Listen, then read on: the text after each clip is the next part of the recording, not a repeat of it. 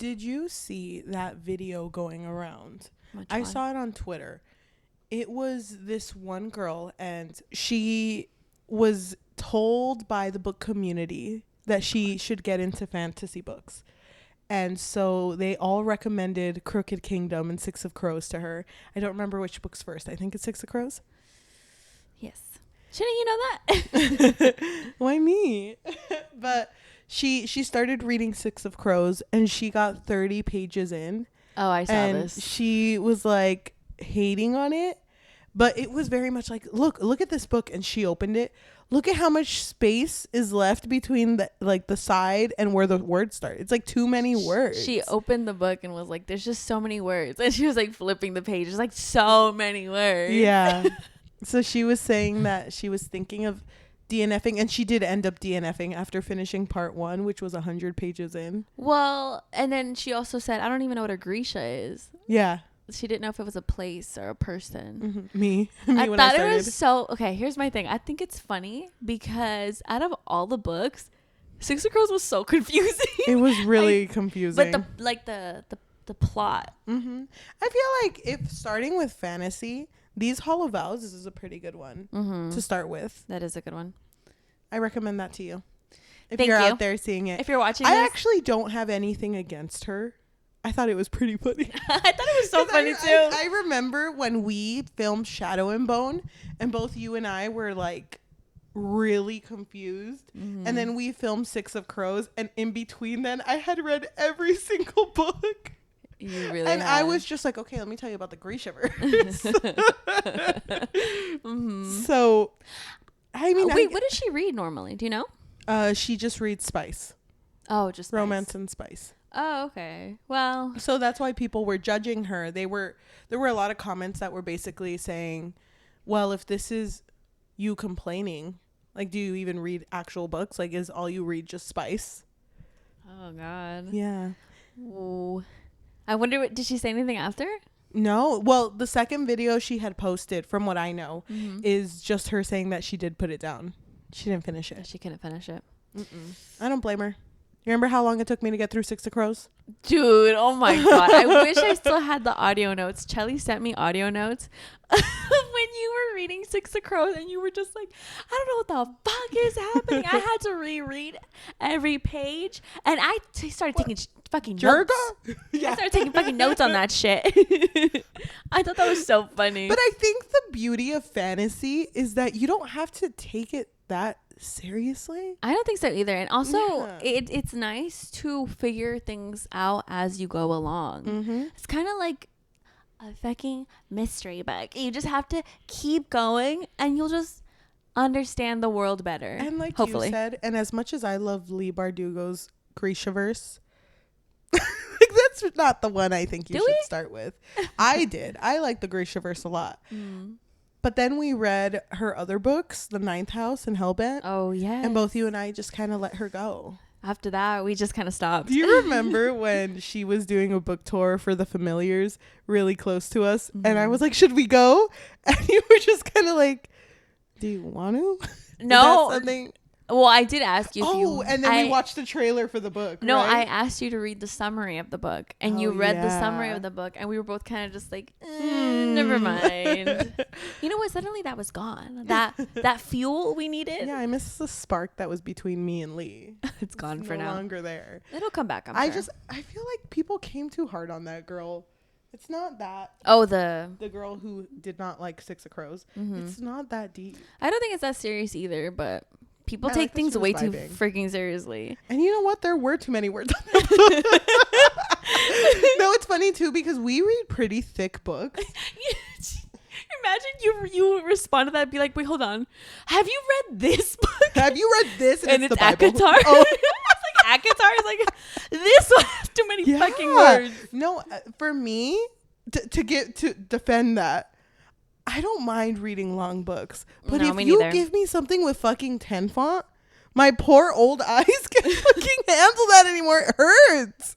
So yes, I complain. When I'm on my Kindle, I put that shit on the biggest setting. Yeah. One letter at a time. Oh my god. No, you guys might think she's joking, but she's serious. Yeah, and I'm she actually- has her phone, her tablet, everything at the brightest fucking Because I setting. can't see. And I'm just like, dude, I'm gonna go blind. It's so funny because the other day my student needed help on an assignment and they were doing it on their computer, and I turned I dim my lights so it's on but very little, and it was super calm in my class, and she was like, miss, can you look at number 3 for me? Oh yeah, sure, sweetie. And I come over and her thing was super low, so without warning her, I just made the brightness like really high, and I just hear her go, ah!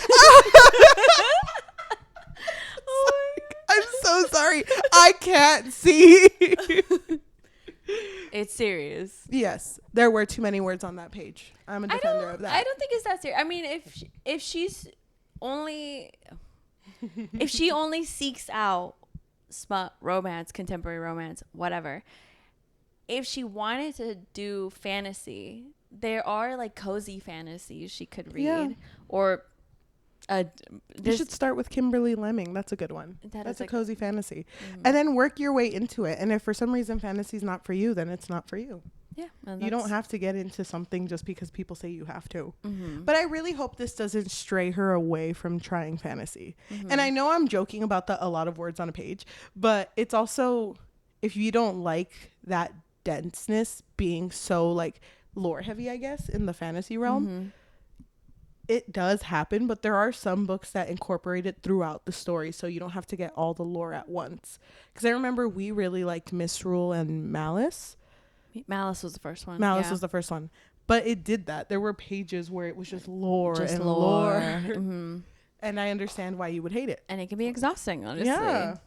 I mean, if all we do is read, we shouldn't complain about reading because we read. Yeah. That's what we do. We do enjoy it, but sometimes we can be a little tired. What is an aesthetic thing, like the too many words on a page, that you dislike? That you don't really bring up, but you're just like, I fucking hate when books do this. Aesthetic thing? I have a little one. What do you mean by aesthetic? I can't think of. I mean, if the font is too small. Okay. That's one. I don't like it when chapters end on the bottom of the page. I like it when chapters end and you still have a little bit of the page left. So I know in my heart, okay, that's where the chapter ends. Now I start the next one. I don't like it when it just fills. I don't know, just the way it looks. Oh, like fills up the whole page? Yeah. That's so funny because I think I prefer it when a chapter ends all the way at the bottom. It's like satisfying. Yeah, I'm like, you fucking made it. You made it, bitch. I don't know. I mean, I don't like short chapters. Oh, I love short chapters. Oh my god, that is so funny because I used to not like short chapters. I think the first book that I can remember was V.E. Schwab's. Oh my god, what's that one really popular book that you didn't read? Addie LaRue. Addie LaRue. Thank you. That book. Can I finish my thought? Go ahead. Sorry. That's the first book that I can remember that the chapters were really short. But I kind of liked it. I don't know. I like it. Different vibe. I like it when a chapter is short when everything else was long. Like, do you remember? And you didn't like this book. Which one? Chloe Gong's These Violent Delights. I don't even remember that book anymore. It's like the turning point of the book, and it's only one sentence when all the other chapters were like pretty long.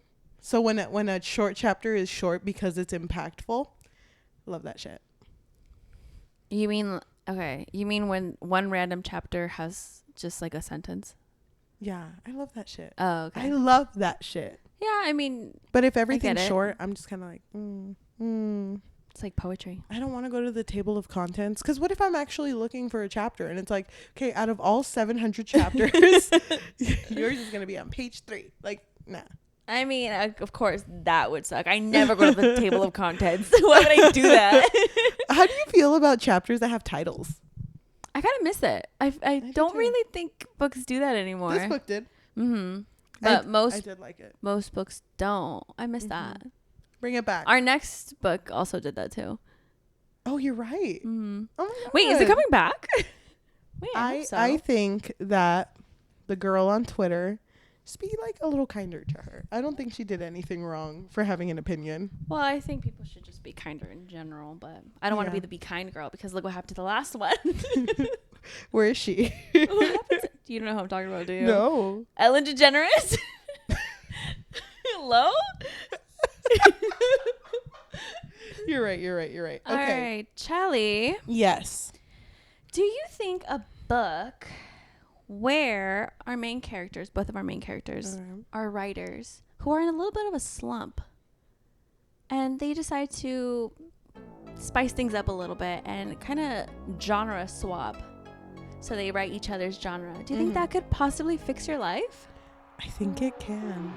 Welcome to another episode of the Book Fix Podcast, a podcast where we fix lives one book at a time. I'm your host, Yajaira. And I'm your host, Cheli, and we are reading Beach Read by Emily Henry, another Emily Henry book. So we are a podcast where if you have read the book, please sound off below. Let us know what you thought of the characters, of the plot, of the romance, of the ending. Let us know. And if we are also a podcast where if you have not read the book, that's okay because we're going to spoil the important parts. Or maybe. We might not even say a single thing that happened in this No, book. we definitely will. We definitely will. But it'll be sprinkled in with a little bit of what we think too. Think of this like a fan fiction. It's not a fan fiction. But it might be. It might be. So I will say I did hear the audiobook for this book. Okay. So I'm going off the dome for this one. So can you remind me? That's going to be great. Remind me. Me as fuck when I just listen to a book. Isn't that kind of interesting though, that when you listen to a book, it's like a friend told you. Yeah, but I don't know if you're the same way where I remember the book in parts. Like it's not exactly as it was told. Yeah. I have to like think back. I feel like a friend told me chisme, like rumors, gossip, and now I'm sharing it with you. Thank you, Queen. So the story basically starts off with our main character, January Andrews. Yes. And she says that she has a fatal flaw. And she reveals that she's a writer and she loves to write romance. She loves happy endings. And we're not going to say this in order, but she loves happy endings because she experienced her mother going through chemotherapy. She had breast cancer. And so ever since that moment, she just really sought out an escape through her writing. And I think it helped because when her mom was first diagnosed with cancer, her dad was really the light levity of that moment because he made it seem as if this may be happening, but you know what? We're all in this together. They went to a bar, or not a bar, like a restaurant. Okay. And danced and sang and kind of made the moment lighter. And I guess ever since then, January has always just been an optimist, very hopeful of love. Well, she did mention that her parents were always very loving to each other and they would constantly dance. Yeah. Like you said. So But it's such a change, right? Because I remember as soon as you hit the second chapter, she's like, okay. Things have happened since then. Yeah, so it was revealed that her father passed away from a stroke, I think. And he left her his beach house. Okay, things are told very out of order, but I'm just going to tell it as is. As it should have been told, I think. Anyway, we can discuss later. So things kind of blow up in January's life when she is at the funeral of her father and her mom goes to the bathroom, and I pictured this so fucking well. Like her mom was in the bathroom, she was outside of the bathroom waiting, and then this random ass lady goes up to her and is just like crying, and she's just like, "Oh my god, are you January? Are you Jan?" And she's just like looking at this lady, and she has this realization like, "Oh my god, this woman is crying," and she's like excited to see me. No fucking way. And then her dad, hello, he's gone. Her mom comes out of the bathroom, sees this lady, and January could tell that her mom knew who this woman was. Yeah. And they just leave. Well, it's because her mom looks and has this glare in her eyes and it's just like, Sonia, you bitch. I don't remember when, but Sonia gives January here in this moment. So Sonia gives January the keys to the beach house, and then she also gives her letters that her father one wrote. letter. Was one letter? It was one letter that she gave her. But there was multiple letters though. Yes, there was, but she gave her one letter. Okay, so then she gave her the key and the letter, and this beach house, your dad would have wanted it for you. When January and her mom leave, January is trying to ask her mom about this woman. Yeah. And her mom shuts down. Yeah. She does not want to talk about it. I think you can remind me if I'm wrong. Doesn't her mom say, like, none of that matters now anyway? Yeah. Like, why are you trying to remember the bad stuff? Just remember the good, and that's all that matters. Just remember your dad as, like, really nice, really sweet, loving. It really sucks because then when we're put in the present time, January, she is moving into the beach house. So I don't know if we mentioned already, but she's a writer. Yeah. And okay, sorry, it's because so much has been said, but she's in a slump right now. So she's supposed to release a book at the end of the summer, but because of everything that went down in that funeral, her optimism is just gone. Like, she doesn't believe in love as much as she did anymore, because the only true love that she ever saw, now she doesn't know how true it was because of what she found out about her father. Yeah. She has no money anymore, and she doesn't want to go back to live with her mom because her and her mom are barely on speaking terms. So she's over here going to live in what she assumes is the mistress's house. It is. Right? It's the love house, basically, where he had his affair. So with Sonia. She's walking in and she gets a phone call from her best friend Shadi. Is that her name? Shady? Shadi was how they said it in the... Oh, was it? Yeah, but then I was like Shadi? Like shoddy? Okay, I thought it was shady, but okay, shoddy. But Shadi calls her and is just like, hey, how's the sex dungeon? Did you find it yet? Oh, like, God. No. Not the sex dungeon. She's like, I've literally just walked in and I just need a minute. Like, I don't even want to look through the house. And she's like, it's okay, queen. You do what you gotta. What we really figure out about their relationship is that they're best friends and they're really all each other has right now, because January has literally cut everyone off of her life. And also her fiance, I think they were, Jacques, broke up with her in a hot tub. So now she's just like, she's alone. Oh, yeah, that is another reason why she doesn't believe in love, because Jacques wasn't there for her when she was mourning her dad. Yep. Well, right when his death happened, he kind of pulled away from the relationship. So she's just here, and it sucks. It's such a shitty situation, and I don't blame her for being such a pessimist, because I would hate this shit. Yeah. Can you imagine having to move in to where your father had an affair? It always stressed me out too, how often she would talk about, like, and I just see my bank account going lower and lower. I'm just like, at one point she only had like $6. Dude, I'm just like, how are you doing this? I can't. That was literally you. I know. I've been there, January. I was so stressed out for her the entire time. So she goes outside and she's on the phone with Shadi talking about the sex dungeon. Yeah. I don't here's my thing. I love Emily Henry's writing. I've said this before with other books that we read from her.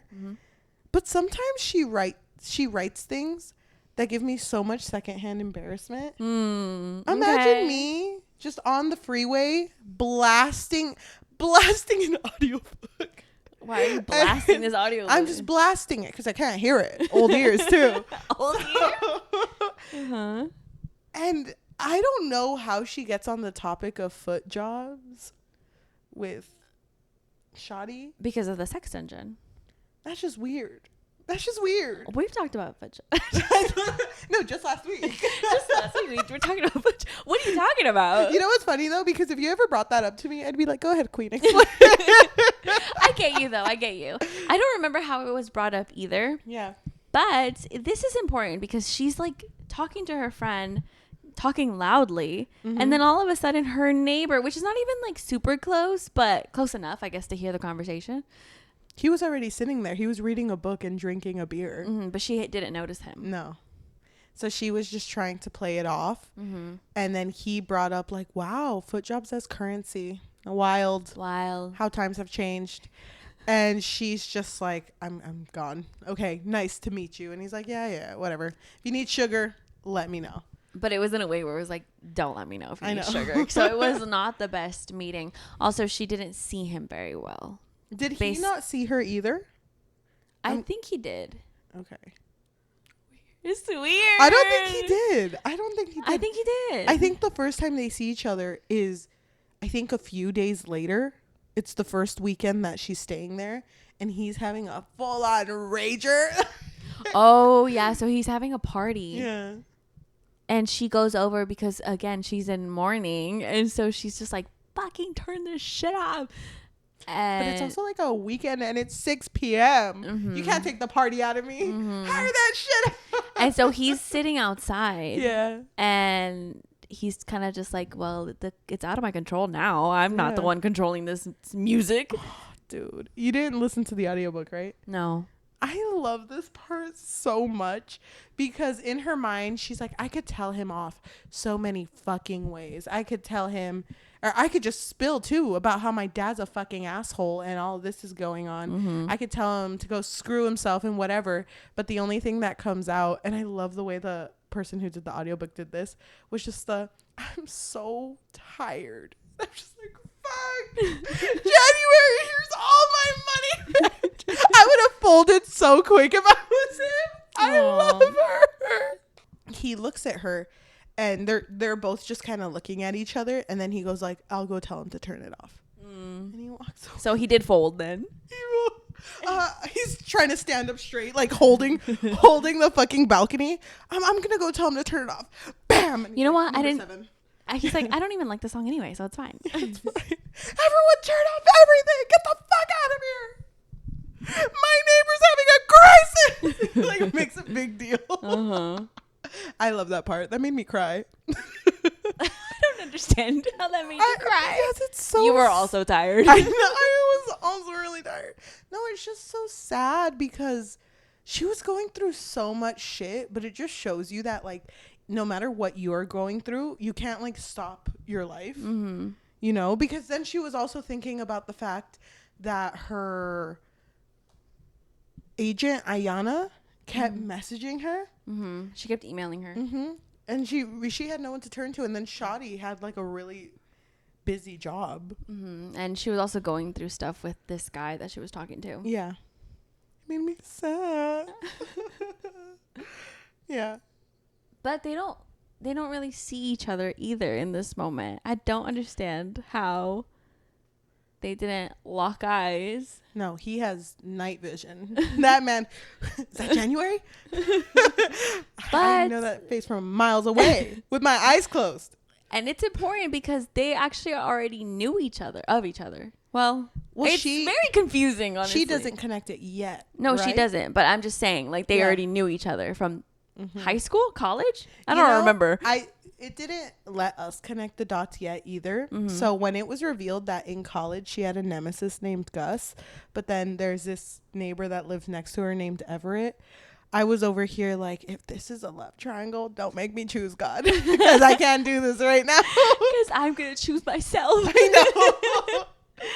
Just want January to be happy. So yeah, she had a nemesis in college because he would write literary fiction and she would write romance, and he would kind of unintentionally bring her down by being like, oh, so does everyone live happily ever after at the end? And she's like, first of all, fuck you.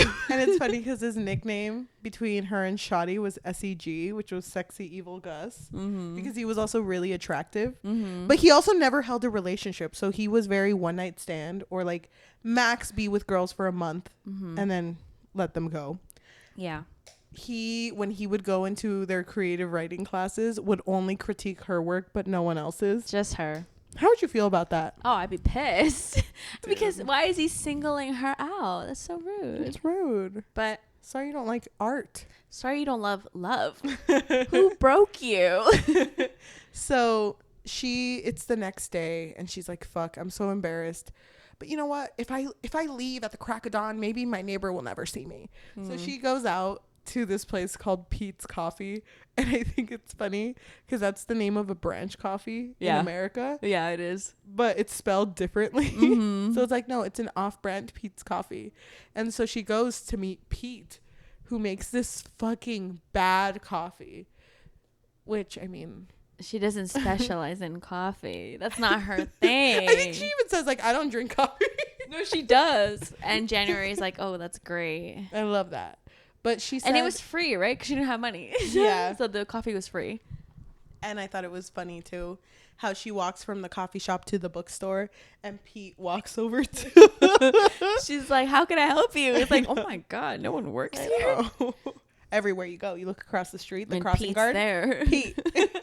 She's the only worker here. But she does tell Pete... like, By the way, hey, this beach house is in Michigan. Yes. She tells Pete, hey, I'm a writer. Mm-hmm. I got this book. I got books. It's, nothing, just a little piece of work I call art.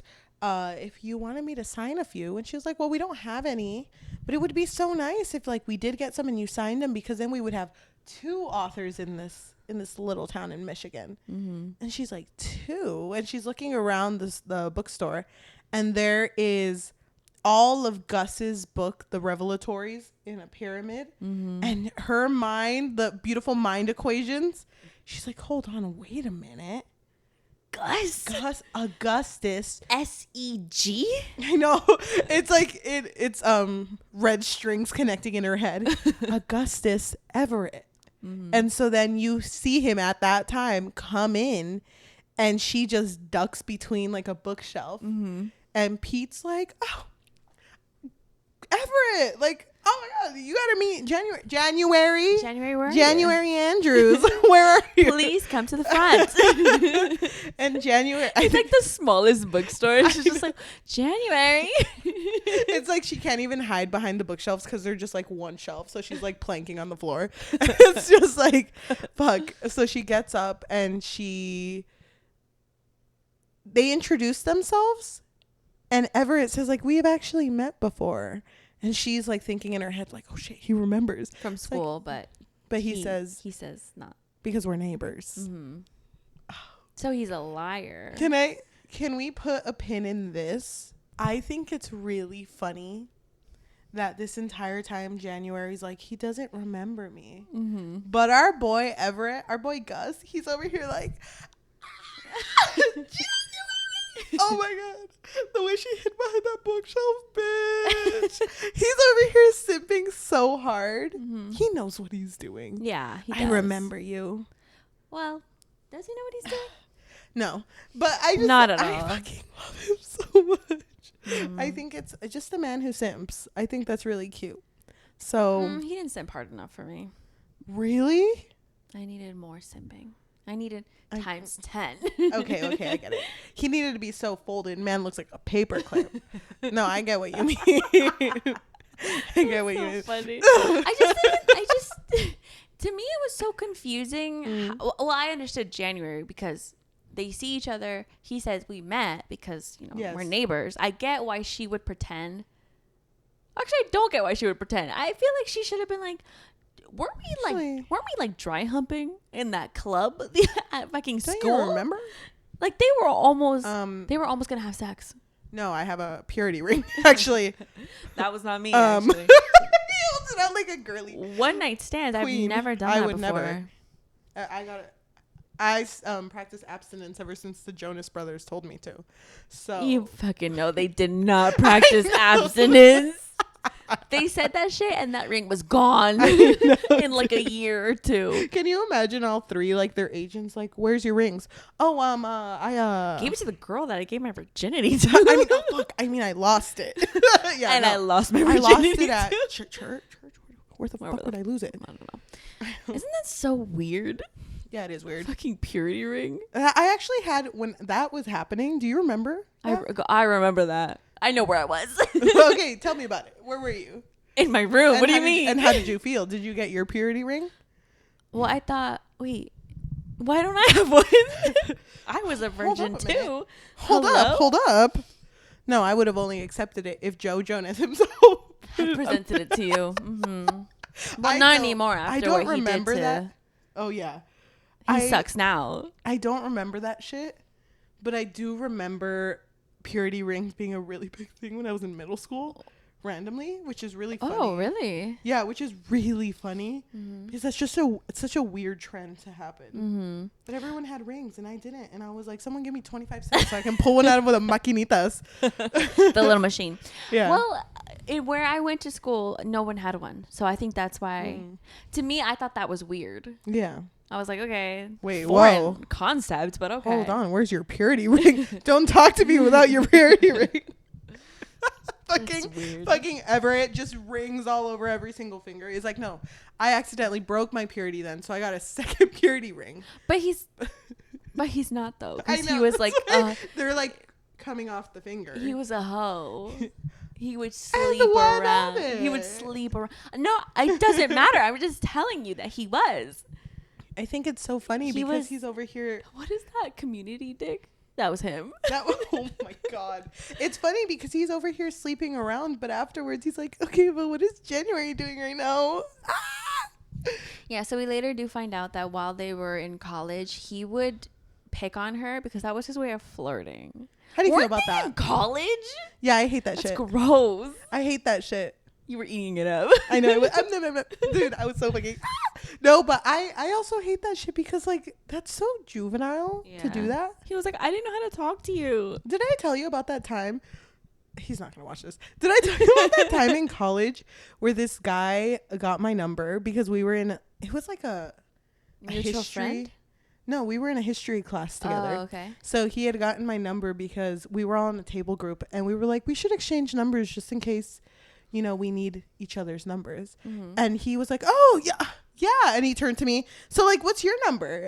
And you know, we exchanged numbers, whatever.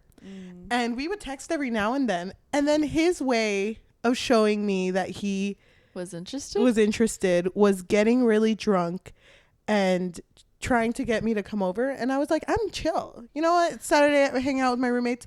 And then he proceeded to call me every single bad word, slur, everything you can imagine. What? I'm just a woman trying to live with my purity rings. Fuck. So she didn't have any purity rings. I know, but I'm over here like, okay, slay. Wait, he was okay, hold on, back up. So he was inviting you over. Yes. And then you would say no. No, it was once. It was one time. He didn't do it often. We would just like text often, but he had invited me over once and I was just kind of like, no. And then he went off on you that same night? And then he went off on me for like fucking 20 minutes. This bitch had every single bad word in the dictionary. He had the encyclopedia open. Through text? Yeah. Yeah. What did you do? And so I just kind of let him speak. I just kind of let him go off. You should have blocked it him. Was actually, no, because it was funny. So I was okay. It was like that. I was like, just watch. It was actually through Snapchat, now that I remember. Okay. And my roommates and I, we were in the living room studying. Laughing. And giggling. And they were like, oh my God, did he text? And we would read it. And then the next day when I went to class, I was walking up the stairs to get to class and he was walking down for some reason. And we made eye contact, and I just kind of looked at him like, you got anything? You got, you know. You have anything else in your fucking dictionary? And he was just like, man, I don't remember any of that. Oh, what the fuck is wrong with you? Everett would never. What the fuck is wrong with him? Thank you. College memory. What the fuck? That's never happened to me. Yeah. I don't recommend it. Actually, it was kind of crazy. He was so unhinged. Wait, so how was he when you were in class? He tried apologizing to me on that stairwell. And I just remember telling you, because I was fucking over it. And I was like, don't fucking talk to me. So if you're going to sit, don't sit on my left, don't sit on my right, and don't sit in front of me. I don't want to look at you. And I went to class and he didn't sit at the table. He sat at a different table? I think he sat behind me. I didn't see him. So yeah. I fucking love that. So he got the message. I love that. He got the message. Yeah. I think about that sometimes. Okay, well, Everett wouldn't. That's where I was going. Gus. What do you call Everett? Gus. Because he goes by Everett. He goes by Gus. He goes by Everett by people who didn't know him in college, but because I knew him in my heart in college. You call him Everett. I call him Gus. You've been calling him Everett. I don't remember that. Gaslight you. So Gus wasn't like that, thank God. But Yeah. I don't understand that whole thing because I was so confused. I was like, wait, how do they know each other if they had met twice already? How did you feel with that reveal that they had? Did they sleep together? No, they were going to. Remember, Shadi stopped it from happening. I forgot why. But I think because they were both drunk, right? They were Probably. they had both drank, and so she stopped it from happening. But there was just so much passion and so much intensity because they were like dancing all over each other. Fucking That Gus is so thinking funny. Like, don't freak out. It's finally happening. Everything I've ever dreamed of. Good for him. I don't. Were you not a fan of Gus? I mean, I feel like you always thirst over the guys. I'm kind of just like, no, it's not that. I was gonna say that I wish, because he made it seem like he always liked her, right? But then he never reached out to her. I just feel like that was like the last time. I just feel like he was so self-sabotaging in every single sense that he never really thought he deserved anything, which is kind of weird because it's later described that he would do shit just in order, like, just to talk to her. So you're right. I would have thought that he'd maybe like, oh, we somehow are in the same group chat. Weird. Oh, you took yourself out. Oh, I put you back in. Oh my god. Oh my god. Wait, you like this coffee shop? Suddenly I really like this coffee shop too. But it's because like her life moved on with the people she was in relationships with, and meanwhile his, you know, he couldn't just stay continuing to have a big crush on her. Sadly. And he saw her again, and then she was like, I'm so tired. And he was did like, everything to make sure that girl got enough sleep every single day. That's so beautiful. So then what happened in the story? So then she gets invited to the book club.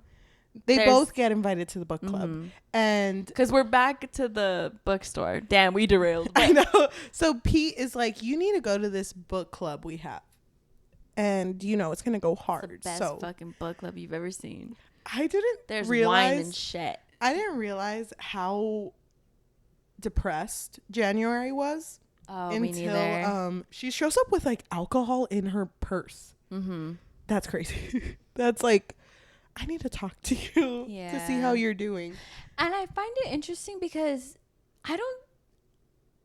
she's not aware that she's so depressed. And it's not, even I was kind of like, okay, that's a little weird. That's a little weird. But, you know, maybe she just doesn't want to drink their alcohol, you know? Yeah. Maybe. But it isn't until Gus brings it up to her, like, January, I knew you were messed up when you were over here drinking wine out of your purse. And I was like, wait, Gus, you're right.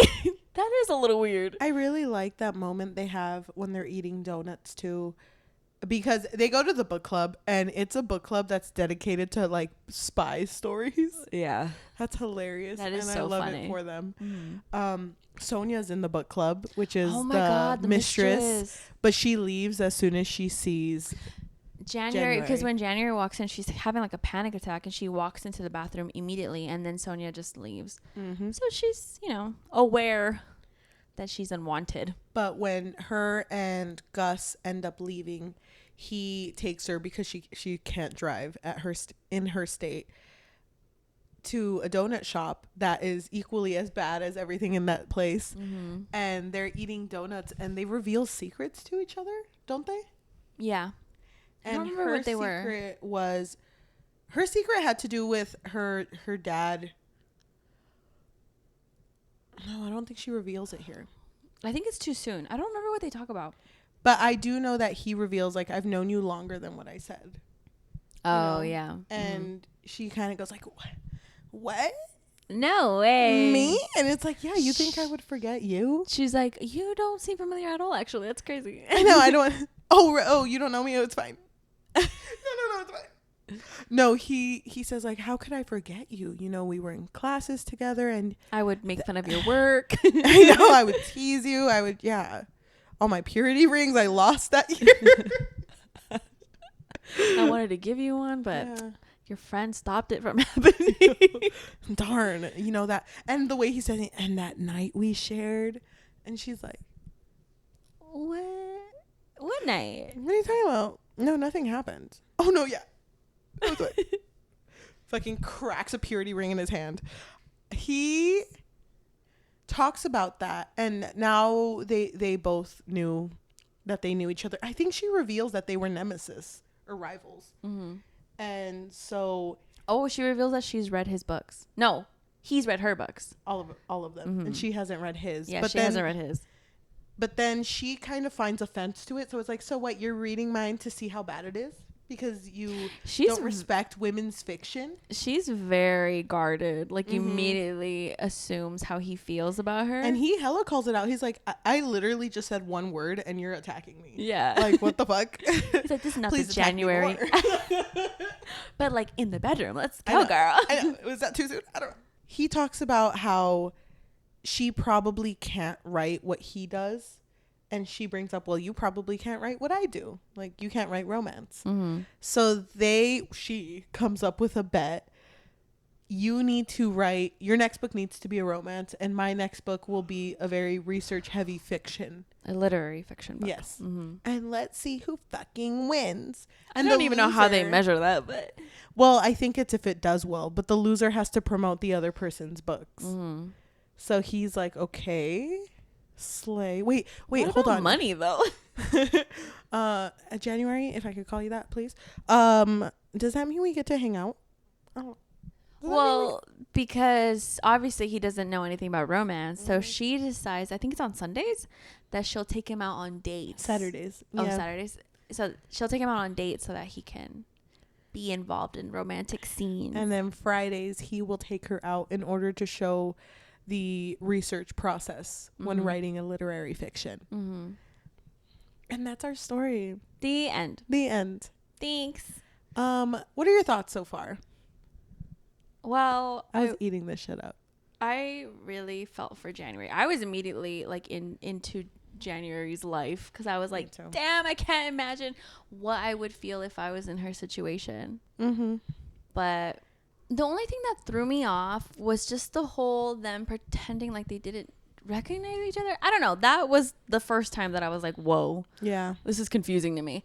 But overall, I was into it. I did want to see where this was going. But the stakes weren't really that high on their whole bet thing. But I think that was fine. I mean, it's just for funsies, really. To me, it felt a little cringy that they were doing this bet. It just feels a little weird. Really? Yeah. You didn't like it?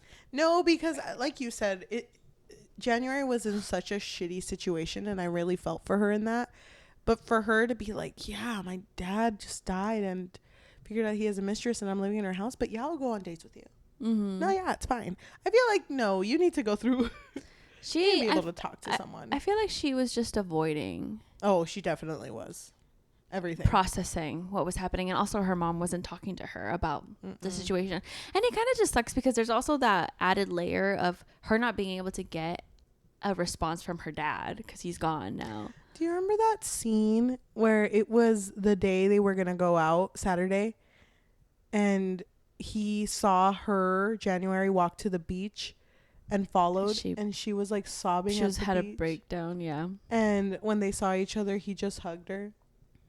And then a bird had fucking shat on her head. She was like, a seagull just shit on my head. It was funny because it was such a beautiful moment. And he was like, wow, it really just went for it, didn't it? God damn. Yeah, because he hugged her and then his hand kind of just went up there. Oh, God. I really liked that January stayed very guarded throughout the story. Like, it wasn't just undone immediately. But I kind of wish, I don't know how to say this because I listened to the audiobook, so I don't know if I missed anything. I kind of wish there was more like dissecting in his part, like in his character, because it's very much her trying to figure out like, this is how I'm feeling and this is how I'm going to process my emotions. And I feel like with him, there was like a lot going on with his dad. Yeah. But it felt like they didn't really talk about it. I felt like we didn't really work through his problems. Because I remember he was also having issues with his mom, right? It wasn't, I mean, the dad was like the main part. But the mom didn't leave the dad. Yeah.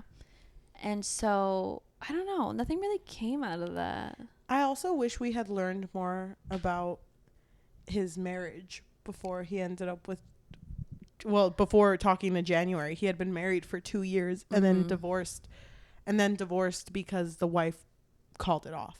Yeah. Her name was Naomi. She just wanted something different, right? It wasn't really anything. She cheated on him with his best friend, with his college roommate. Oh, yeah, because she knew the college roommate. Oh, my God. I wish there was more from that, too. Mm-hmm. Like, I wish it pieced together, like, wow. Because he did say it once with the whole, when people look at me, when girls look at me, they think of me as a one and done. They don't see someone you can be in a relationship Well, that's with. the reputation you build, baby. That's what you wanted. I just thought, January, you would like me if I just kept sleeping around. I can't feel sympathy for a man. I don't blame you, babe. I can't feel sympathy because, you know, if it had been a girl, it'd be a different story. Dang. But yeah, I kind of wish we would have gotten more information about his relationship with Naomi. He really did love her, right? Yeah, he did.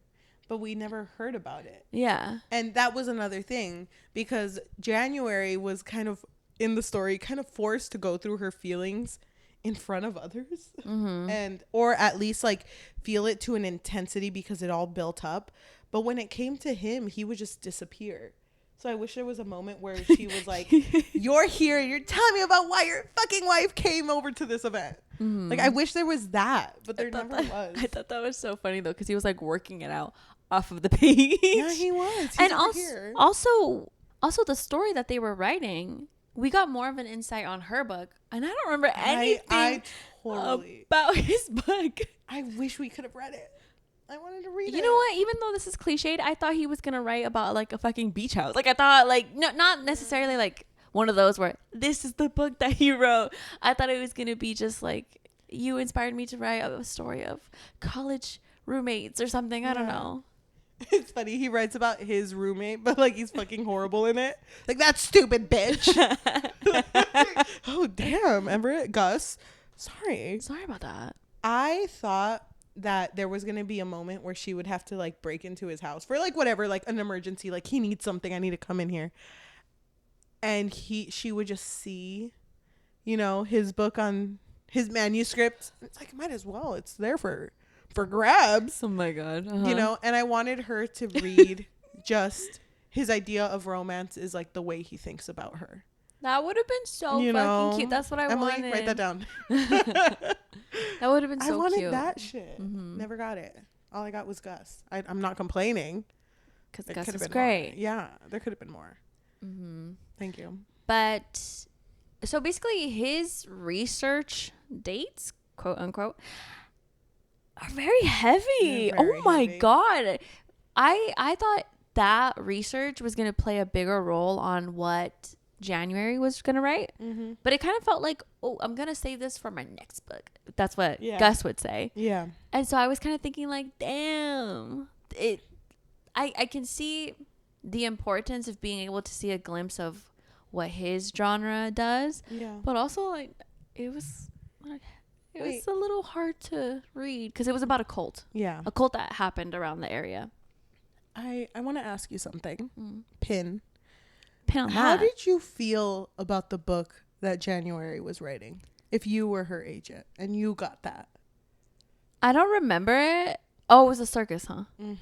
I don't think I would have liked it that much. I don't think I would read that, to be honest. I don't remember it exactly, but I think it's about a family in a circus and they have to separate, right? It was like a family full of secrets. So Eleanor, which was the daughter, falls in love with a rich boy and they don't end up together. That's basically what it is. The mom lives with constant fear that something bad's gonna happen, so constantly has a gun with her. The dad has a secret affair and a secret family. The circus brothers are actually lovers and they don't want to reveal that. And then there was like someone named Nick that also worked there. And I was like, I don't get why you did a circus. Out of all the things you could have done, like, you're not even researching this.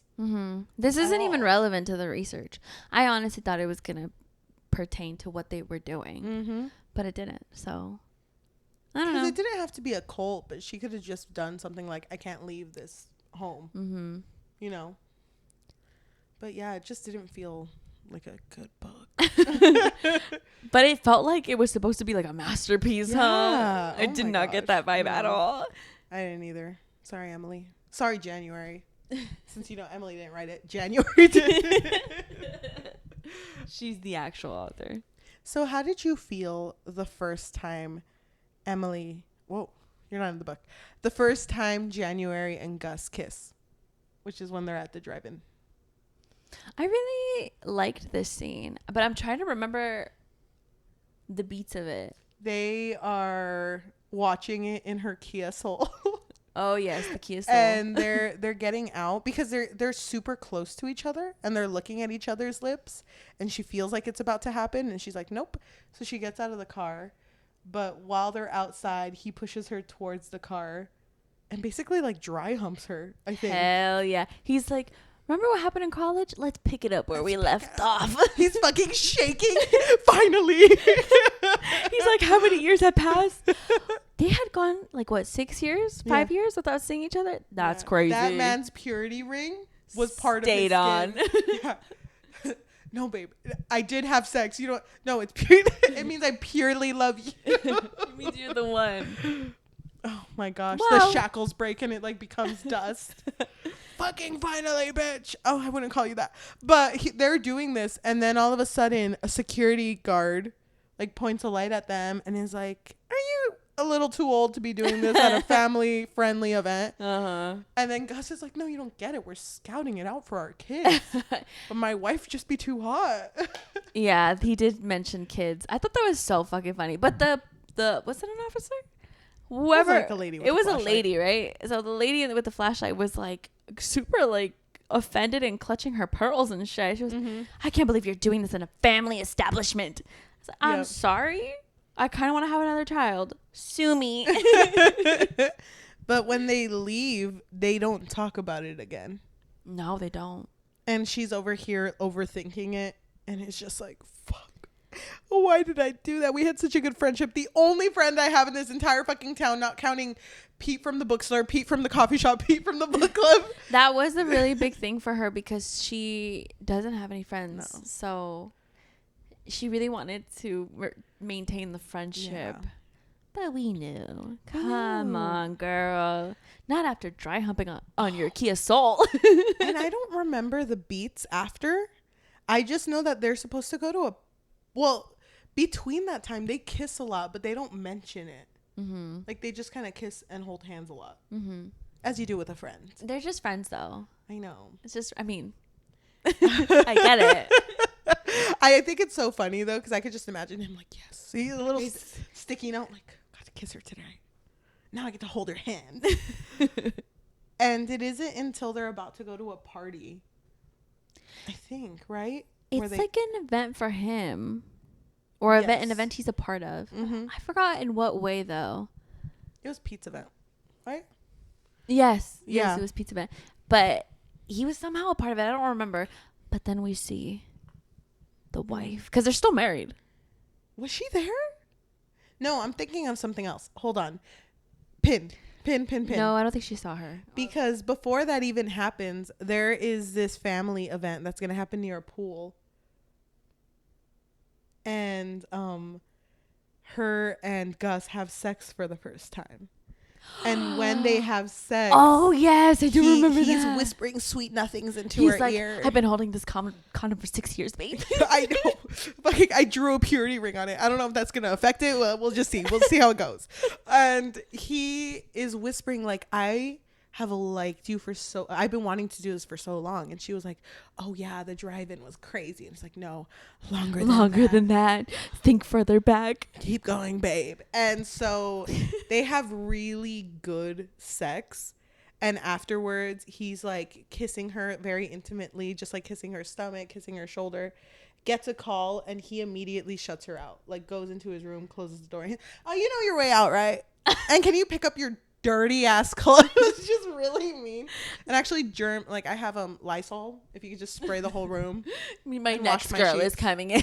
No, my next is scheduled at 12, so I'll just see you later. Maybe? I don't know. Remember Here's me? my business card. Remember me? One and done. Yeah, he's Yeah. back. Another purity ring, gone. And so she's just. He like, doesn't actually no. kick her out though, but he does go to the bathroom and talks in to a. his bedroom. Oh yeah, and then talks in a way where she's like, "Oh, he doesn't want me to hear this conversation." So then when they go to that party, that family party, he's just avoiding her. Like he's not looking at her. Mm-hmm. He's keeps going into rooms and just like leaving her by herself, and she's just getting tired of it. So they go through the rest of this night. They go home. They don't even talk in the car. Mm-hmm. And she doesn't see him for days. Like he leaves. Mm-hmm. And she doesn't want to text him because she thinks that's too desperate. Mm-hmm. So then the day that they're supposed to meet up on Friday for the research, he texts her like, we're leaving at 1 if you still want to go. Yeah. Like if you still want to go. It's like, but do you want me to go? No, well, if you want to go. Yeah. And he keeps wording it like that. So she says like, yeah, I'm going. Mm-hmm. So they go to where... Would you go? With him? Yes. To the cult? Hell no. Like, I would go. No, anywhere I else. don't think about him. I mean, like if you were in this situation, guy semi cut you off, it's being weird, but you had a scheduled event, would you still go? Yes. I would go. I would go because I feel like I would need to talk it out, and I don't want to do it through text. So, but it was like a whole thing. yeah, it was a whole day, and it was raining. I think and I would be horrible. scared. But you know what? I feel like I would have fucking cried too. What? With the whole, I'm over here trying to get you to talk, and the whole time we're walking, do you want to walk back to the tent? Do you want to just leave? You don't have to be here. You can just. And I'm like, bitch, me? Mm-hmm. And she does end up going back to the tent. And when she's back in there, she takes a nap and she wakes up when he comes in and he's like, okay, we can go. Let's I just brought the tent because like it was going to be a long day. We're not actually staying. And it's kind of implying like he doesn't want to stay. Mm-hmm. And she just kind of breaks down. And it's just like, what the fuck did I do to you? Mm-hmm. Like you could tell me what's wrong. You could tell me what's bothering you. And he brings up, or she says, is it me? Like, did I do something to you that makes you not want to be with me? And he's like, no, January. can't have a marriage story, like, punch a hole in the wall. Hope he doesn't. But he punches the tent. Like, the whole thing breaks. But he just collapsed all over them. January, fuck, it's never you. I've loved you since day one, bitch. No, he didn't say that. But he's like, it would never be you. Like, there's so much shit going on in my life. And so much shit I'm dealing with that's outside of you and has been happening to me before you. But it's not you. But I don't see why you would want to be with someone like me if you're going to eventually leave. You know? Mm-hmm. And he talks about how the reason I didn't want you to come is not because I didn't think you can handle it. It's because I never wanted you to be someone who views the world like this. And that shit made me so... That's such a beautiful kind of thing to say because it's like you meet people in your life that are so positive where you're kind of like, I never really want you to lose that in you. Mm-hmm. And that's kind of what he was saying to her. And so he thought he was going to be a bad influence on her. Yeah. Because he's a pessimist and she's an optimist. Even though she hasn't really been that optimistic during this time. Yeah. But they both kind of agree on like, I know not every day is going to be perfect. But how does like happy for now sound? Because are you happy? And she's like, I am actually. Are you? And he's like, yeah, this is the happiest I've ever been. This is my January notebook. I write everything you and I do together. But he and they both make up. And I think they stay the night in the tent. Yeah, they do. have sex like fucking 12 times. Yeah. On all the corners of the tent. Are like, what the fuck? There's no, they don't exist anymore. The cult's gone. Cult's gone, yeah. Well, the spirits of the cult turns into a fucking ghost story. I know, they're like, oh my god, but they make up. Mm-hmm. And it's so cute when they're going back home because he holds her hand the whole time.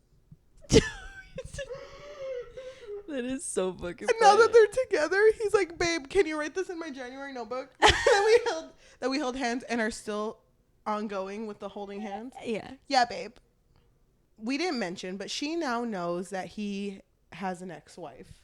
Mm-hmm. And I think they had a conversation in which he said that he was never planning on ever ending the relationship if it weren't for the fact that she cheated. And she was the one who ended it. Mm-hmm. So at the end of the book, they're having this book signing where people are supposed to come. Pete's going to ask questions and they're supposed to answer. Mm-hmm. But at this event, Naomi, which is his ex-wife, comes. Mm-hmm. And the way January describes her eyes is like she has a new hunger in them. And she's looking straight at Gus. Oh, she does see her because she thinks that she's very beautiful, right? Mm-hmm.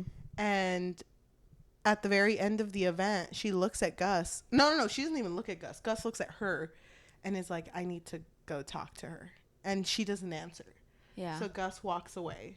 And I wish he would have just like went to eye level and been like, January. You and me. Naomi never had a notebook. This is yours. So I just wish there would have been that, but you know, whatever. There had to be a little bit of angst. She goes home. A lot of angst. And she reads the letter her dad had written her because Sonia was at this event. And Sonia was like... Sonia was at her house. Oh, she showed up, huh? Mm-hmm. And Sonia was like, your dad loved you a lot. That's why he left you so many letters. Mm-hmm. And she was like, he left me one. I was like, you didn't find the rest of them? She's like, wait, you didn't read the letter? Because in the letter, it mentioned the other letters. So in her house, there is a safe that the code is her birthday. And when she opens this safe, it's letters that he wrote for every single one of her birthdays, slowly revealing that, like, the things that he had done. But in every single letter, he always brings up, like, no matter what man I am, I'm still your father. You know, any circumstance, I will always still be your father. And it just kind of puts it into perspective because she's over here like, Sonia was with a married man, but if you think about it, I kind of am too. Like, there's so many circumstances that we're not understanding. Mm-hmm. So she doesn't really, and she even thinks in her head, like, I don't even hate Sonia. Yeah. Like, I just hate what happened, like the circumstances of everything. And I think in the letters, he also revealed that he was planning on leaving the mom, but then she got sick. Yes. So he decided to stay. Mm-hmm. But cheat. So, he wasn't a perfect person. I feel like if I were January, I would have viewed that differently. I don't think I would have been as forgiving. I don't know. How would you feel? I think I would feel angry. Mm-hmm. But it's so weird because it's hard, at least in my eyes, to like cut off family. That feels like really difficult. Yeah. Mostly because my whole family is very family oriented. So I feel like even if I tried to cut someone off, they're everywhere. They're gonna be there. Yeah, every carne asada, they're there. Yeah. So But he's gone though. So what do you mean? No. He's literally dead. Hold on. Every Dia de los Muertos, you know.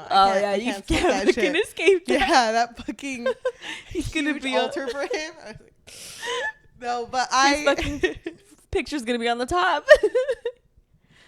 But I can't imagine doing that. Mm-hmm. But I feel like she took it very like, okay, I understand him, and there is more good in him than bad, and I understand that sentiment. But she was just very quick to. I feel like I loved the idea of the letters. I thought it was really cute for him to have written a letter to her every birthday. But I really wanted there to have been more revealed in the letters. All we really got was just what we already knew, kind of. I mean, I obviously already knew he loved her. I mean, he literally named her January because that was like one of like his favorites. It wasn't like in a song that he loved, and it was his favorite month. Yeah. And she was born in January, so. But she's over here learning everything about her dad. And then she's also like, fuck, I don't know if Gus and I are together anymore. So she calls Shadi and she's just like, I need you. Mm-hmm. And Shadi's like, open your door. I'm already there. And I'm on my fucking way. They're just talking. And Shadi was like, being in love kind of like suits you though. Like it suits your personality. You know, I know that you and Jacques had like that weird thing, but he also broke up with you in a hot tub and that's fucking weird. Mm-hmm. So maybe just give it a chance. And then also, I think she reveals it to Gus, but I like that the revelation of her admitting that she didn't actually love Jock. It was just the idea of him, because the way that they met and the way that he fit into her family and the way that his family loved her was just like so picture perfect that it was hard for her to let that go. Yes. Like immediately she was like, well, we have to get married then. And Gus is just like, yeah, yes, okay, yeah, no, that's fine. She tells that to Gus, right? She did. So at the very end, Gus is knocking on January's door and is like, babe, open the door. And she's not saying anything, but he's just like, January, please, I need to talk to you. January, please open the door. And January has a moment, like he stops knocking and January's like, I'm not gonna let him get away. And so she runs outside but realizes his car's not there, his lights are off, and it's too late. But I don't think he left the porch. Like I think he was like still, yeah, I think he was still there on the little like side table, like, oh, January, hey girl. No, but they both see each other and they have the same talk about the happy for now. And oh my god, he fucking sucks at wording shit. He really makes things seem worse than they are. Yeah, he does. Like, Naomi, she told me that my bestie and her, they're not together anymore. She told me that she saw me and was like, damn, I want him back. Yeah. So she wants me back. And then she said, if I can ever imagine a marriage again. And I said, yeah. You know what? I can, babe. I called her babe, actually. And sorry, babe. I called her babe. Yeah, sorry. And so I showed her the Naomi notebook. And it was like paper. It was like just what? It was just a one-ply napkin. And so... It's like a toilet brand where it's just like the thinnest fucking you hold it up to the light and it disintegrates. Oh, I mean, I showed it to her. No, like you, babe. I chose Charmin for you. Babe! Oh my god. But you're right, he does word it really poorly. He words it poorly because the whole time she's like, oh, okay, she's so just already fucking chose. She's accepting that he's gonna choose his marriage. No, January. Babe. Weren't you listening, January? Babe takes out her notebook. The reason I said I can imagine marriage is that because I can, but I can imagine it with you. Oh my gosh. Shut the fuck up, Gus. Fucking turns on Bruno Mars. Marry you. Can you? Thank you. So that's just playing in the background. Do you want to have this dance? And they dance on the porch, the patio. Fucking Shadi in the background, like, yeah. And they live happily for now. After the end. Oh my god, guys. I wish we would have seen more on his book. I don't even know what it's about. I wanted it to be about her. It probably and for is. it to be released and for her to be like, you know what, it kind of slays. Wait, so who won? Her, technically. Because we know about it? She released it. Did he release it? I don't know. Maybe in the sequel or no. It's the fucking big ass notebook. Wait, why did he release it? Doesn't make any sense. I know. The sequel, the 1.5 is a Naomi napkin. Dude, I fucking it's love like that more shit. Beautiful. Can you imagine? Because it's more concise. It sells millions. It's a #1 bestseller. And at the very end, it's the anniversary of the divorce, I think. Right? I think it's that day. And so January is coming over, and as soon as they open the door to his place, their place now, everyone she knows and loves is there. So her mom and Shadi. It's true. And Pete. And they hear a big... Pete's wife. Thank you. And they hear a big surprise, and then Gus goes down on one knee. It's like, I have been waiting. Takes out Bible length. There's a huge napkin that he has to unfold millions of times. January, January. Where do I begin? And then she says yes. And then they live happily ever after. The end. I think this is Emily Henry's first book. Is it? No, it's not. Didn't it come out this year? No, 2020. Oh my god. Wait, what came out this year? JK. I think this is the first book that blew up. Okay, the first book with those type of covers. Yes. Oh. Oh my god.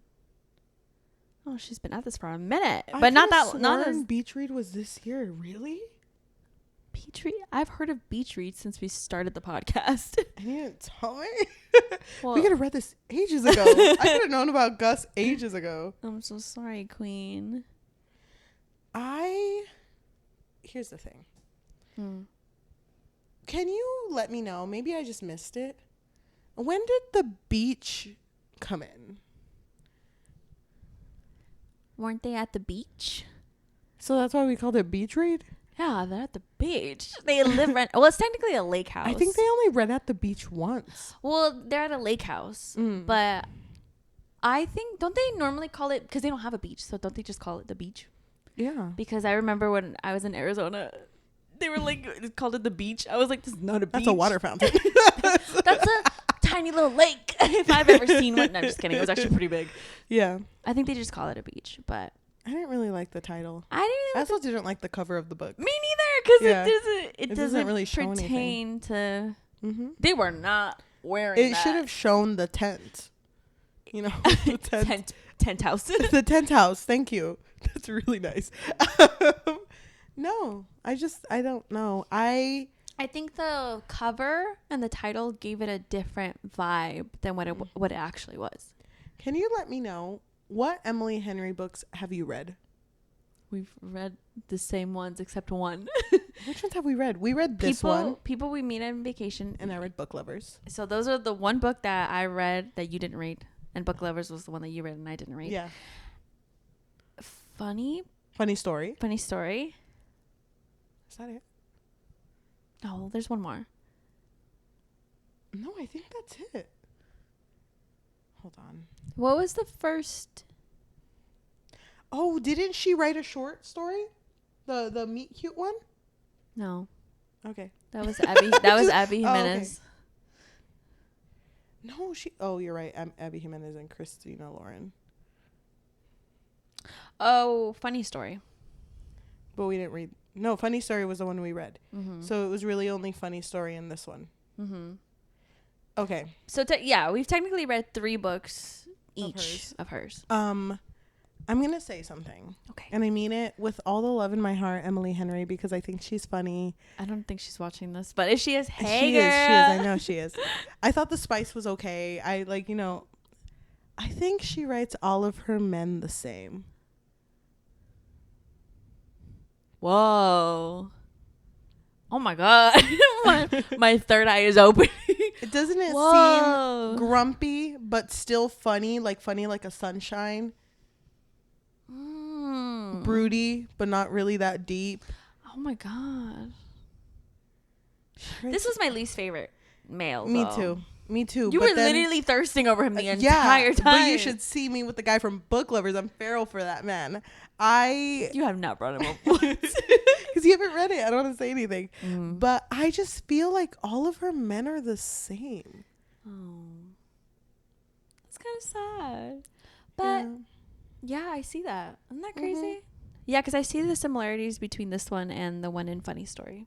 And I don't know if you read the acknowledgments afterwards. No. But she basically said that she wrote this book because she herself was in a writer's block. And she was like, and this is kind of like what came out of it.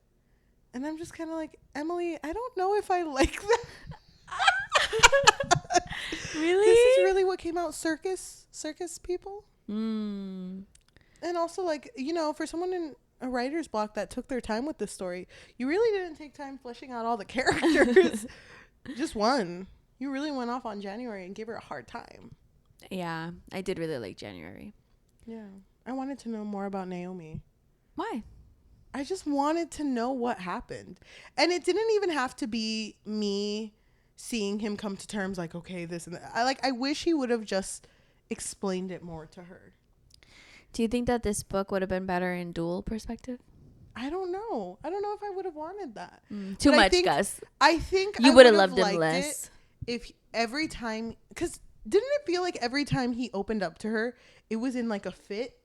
Like it was always like, oh, you brought me up to here and now I have to kind of explode on And you. now my heart has to be on my sleeve. Yeah. It's like, why does it always have to get to that point with him? Yeah. I don't know. I definitely did not like when he would shut down on her, because That's not hot. it would, That's yeah, not it's cute. not hot. No. It would give me the impression of, oh, he wants someone else or something else, or Yeah. the wife or whatever. Yeah. And everyone else was just kind of okay with it, because even Pete was like, no, yeah, he gets like this.